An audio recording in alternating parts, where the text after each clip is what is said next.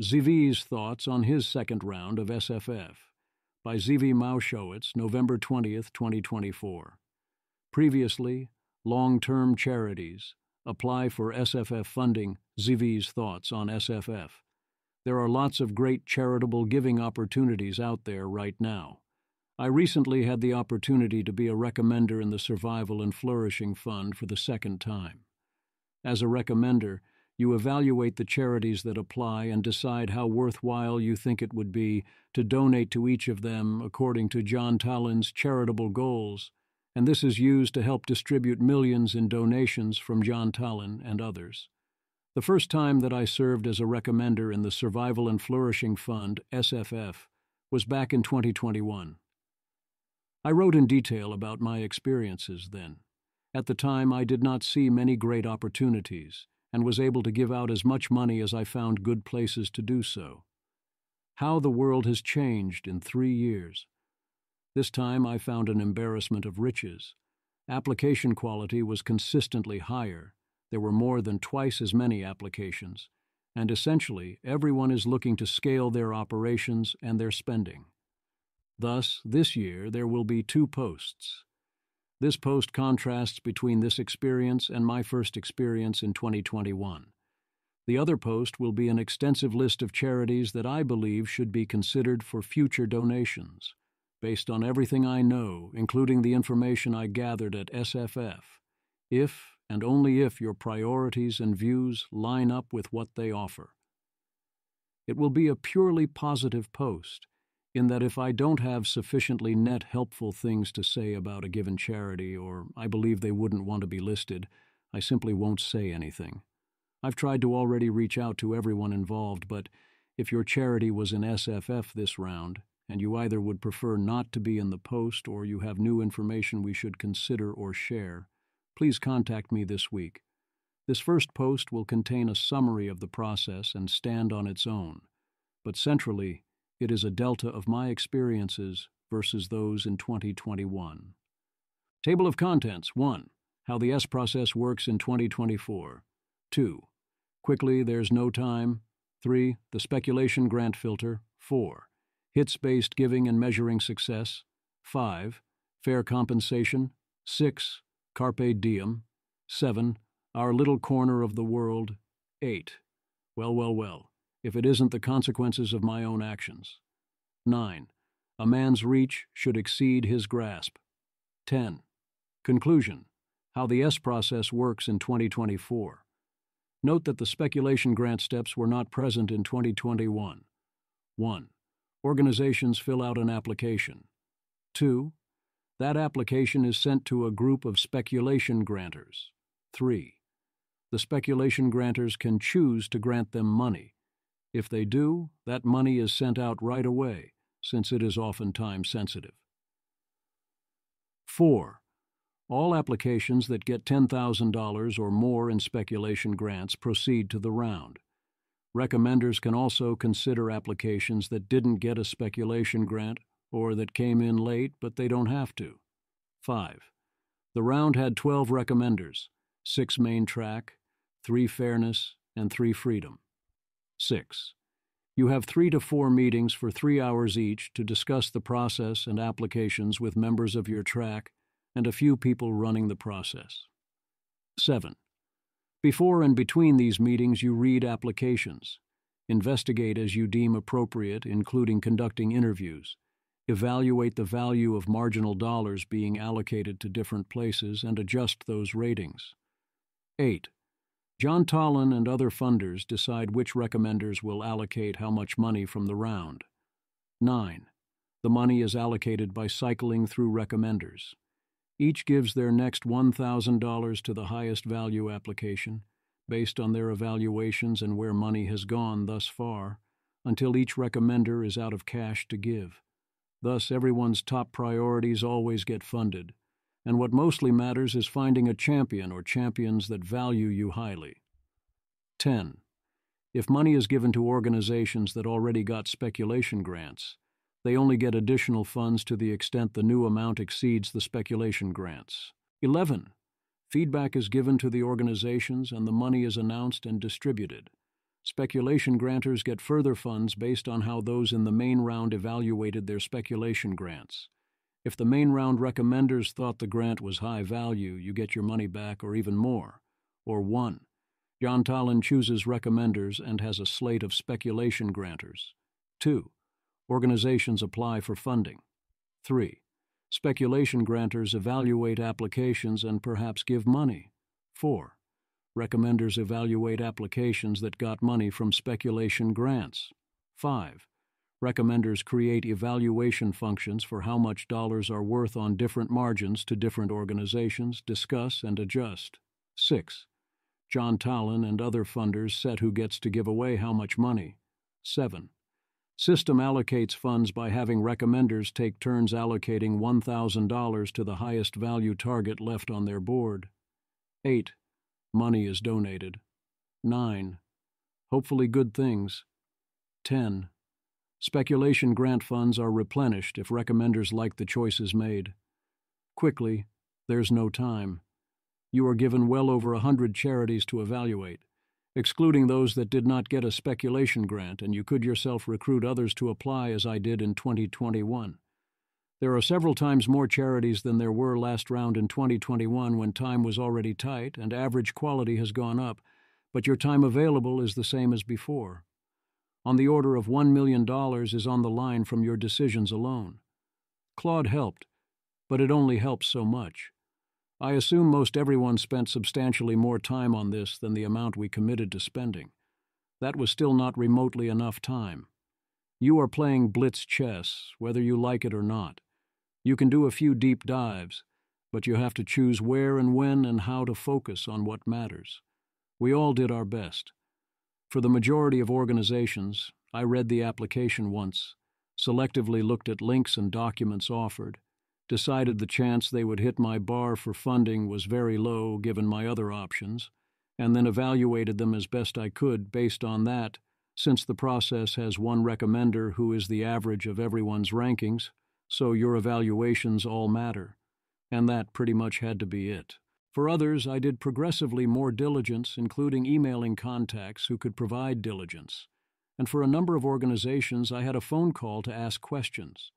But even in the best case, we are mostly talking 30 to 60 minutes on the phone, and very few opportunities to spend more than that off the phone, plus time spent in the group discussions. The combination of tons of good options and no time meant that, while I did rank everyone and put most organizations in the middle, if an organization did not quickly have a reason it rose to the level of shut up and take my money, then I didn't spend too much more time on it, because I knew I wasn't even going to get through funding the shut up and take my money level of quality. When did I have the most confidence? When I had a single, very hard-to-fake signal, someone I trusted either on the project or vouching for it, or a big accomplishment or excellent work that I could verify, in many cases personally. Does this create an insiders versus outsiders problem? Oh, hell yes. I don't know what to do about that under this kind of structure. I tried to debias this as much as I could, but I knew it probably wasn't enough. Outsiders should still be applying. The cost-benefit ratio is still off the charts. But to all those who had great projects but where I couldn't get there without doing more investigation than I had time for, but might have gotten there with more time, I'm sorry. The speculation grant filter. There is now a speculation grant requirement in order to be considered in a funding round. Unless you get at least $10,000 in speculation grant money, you aren't considered in the main round, unless someone actively requests that. That greatly raised the average quality of applications in the main round. As a speculation grantor, you can see that it is a strong quality filter. This was one reason quality was higher, and the multiplier on number of charities worth considering was very large. Hits-based giving and measuring success. Another huge problem continues to be getting people to take enough risks and invest in enough blue-sky research and efforts. A lot of the best investments out there have very long-tailed payoffs, if you think in terms of full outcomes rather than buying probabilities of outcomes. It's hard to back a bunch of abstract math on the chance it is world-changing, or policy efforts that seem in way over their heads, but that just might work. The problem goes double when you're looking at track records periodically as organizations seek more funding.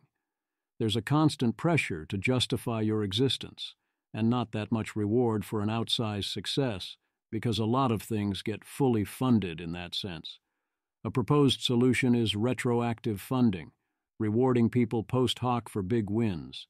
But enthusiasm for doing this at the necessary scale has overall been quite poor. Fair compensation. Others paid a lot of attention to salaries, worried they might be too high or generally too expenses. This makes obvious sense, since why buy one effort if you can get two similar ones for the same price?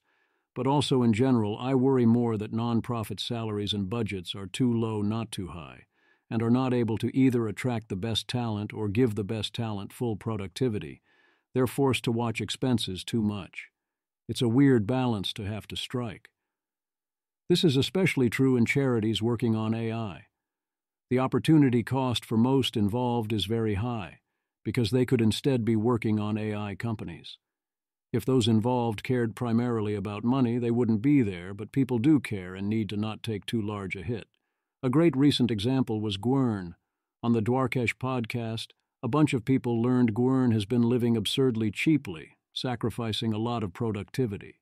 Luckily in that case, once the situation was clear, support seemed to follow quickly.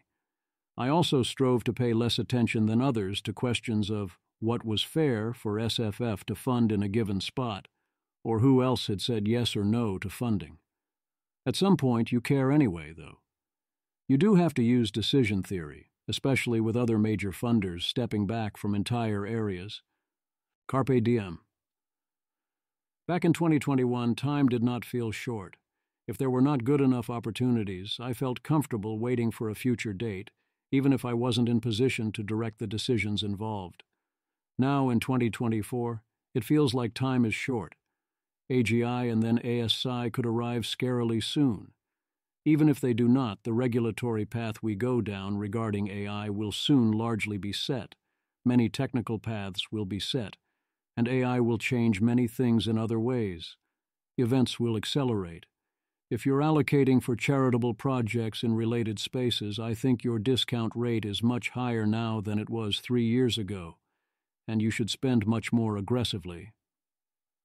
Our little corner of the world. A distinct feature this round was the addition of the Fairness and Freedom tracks. I was part of the Freedom track, and instructed to put a greater emphasis on issues of freedom, especially as it interplays with AI, as there was worry that the typical process did not give enough weight to those considerations. The problem was that this isolated the 3 members of the Freedom track from everyone else. So I only got to share my thoughts and compare notes with 2 other recommenders. And there were a lot of applications. It made it hard to do proper division of labor. It also raised the question of what it meant in this context to promote freedom. You can't have freedom if you are dead. But that issue wasn't neglected. Do forms of technical work lead us down more pro-freedom paths than others? If so, which ones? Many forms of what looks like freedom can also end up being anti-freedom, by locking us into the wrong paths and taking away our most freedom-preserving options. Promoting the freedom to enable bad actors or anti-freedom rivals now can be a very anti-freedom move. Failure to police now could require or cause worse policing later. How should we think about freedom as it relates to beating China? The CCP is very bad for freedom. So does pro-freedom mean winning. Ensuring good light-touch regulations now, and giving us the ability to respond carefully rather than with brute force can be very pro-freedom by heading off alternatives. The most pro-freedom thing in the last 5 years was Operation Warp Speed. Everything is complicated. In our first session, I asked, how much should we emphasize the freedom aspect of applications? The answer was some, but not to the exclusion of other factors, and there were not that many applications that had strong freedom arguments, so I still looked at all the applications, and I still allocated to what seemed like the best causes, even if they weren't directly linked to freedom, but I did substantially elevate my ranking of the more directly and explicitly freedom-focused applications and ensured that this impacted the ultimate funding decisions. My biggest top-level cause prioritization decision was to strongly downweight anything meta or any form of talent funnel, based on a combination of the ecosystem's seeming funding constrained and time constrained, and because I expected others to prioritize those options highly. I did not similarly throw out research agendas with relatively long timelines to impact, especially agent foundation-style alignment approaches, because I do have uncertainty over timelines and pathways, and I think the expected marginal value there remains very large but placed less emphasis on that than I did 3 years ago. Well, if it isn't the consequences of my own actions. Last time I extensively discussed the incentives the S process gives to organizations. I especially noted that the process rewards asking for large amounts of money and telling a legible story that links you to credible sources without associated downside risks. This time around, I saw a lot of applications that asked for a lot of money, often far more than they had ever spent in the past, and who strove to tell a legible story that linked them to credible sources without associated downside risks. I do not regret my statements. It did mean I had to adjust on all those fronts. I had to watch for people gaming the system in these ways. In particular, I did a deliberate pass where I adjusted for whether I thought people's requests were reasonably sized given their context. I tried to reward rather than punishing modest asks, and not reward aggressive asks. I especially was sure to adjust based on who asked for partial funding versus full funding, and who asked for funding for shorter versus longer periods of time, and who was projecting or asking for growth faster than is typically wise. There was a key adjustment to how the calculations go that made it much easier to adjust for these issues. In the past, we had only first dollar value, last dollar amount, and a concavity function. Now we were asked to evaluate dollar values as a set of linear equations. This made it easy to say things like, I think Acme should get $100,000 with very high priority, but we should put little or no value on more than that. Whereas in the past that was hard to do, and Acme asking for $500,000 almost had to make it easier to get the first $100,000. Now, we had more freedom to get that right. My guess is that in expected value terms, asking for more money is correct on the margin, but not like before, and it definitely actively backfired with at least one recommender. A man's reach should exceed his grasp. There were a number of good organizations that were seeking far more funding than the entire budget of an individual recommender. In several cases, they were asking for a large percentage of the entire combined round. I deliberately asked, which organizations are relatively illegible and hard to fund for the rest of the ecosystem? I did my best to upweight those, versus those that should have a strong general story to tell elsewhere, especially if they were trying to raise big, where I downweighted the value of large contributions. I still did place a bunch of value in giving them small contributions to show endorsement. The best example of this was probably Meteor.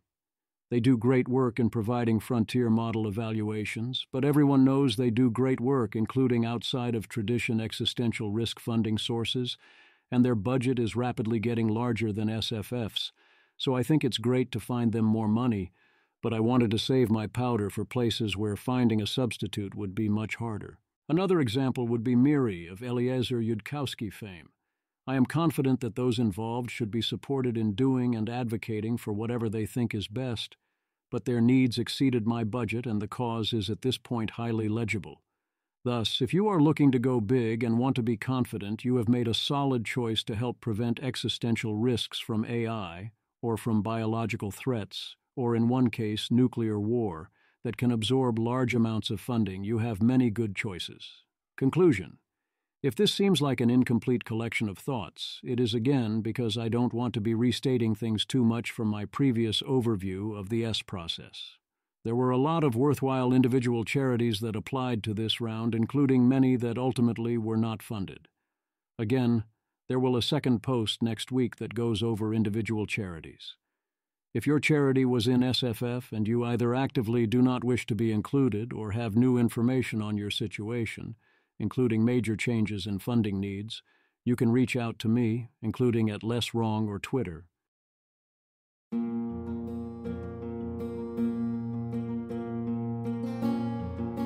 This has been an episode of the Don't Worry About the Vase podcast.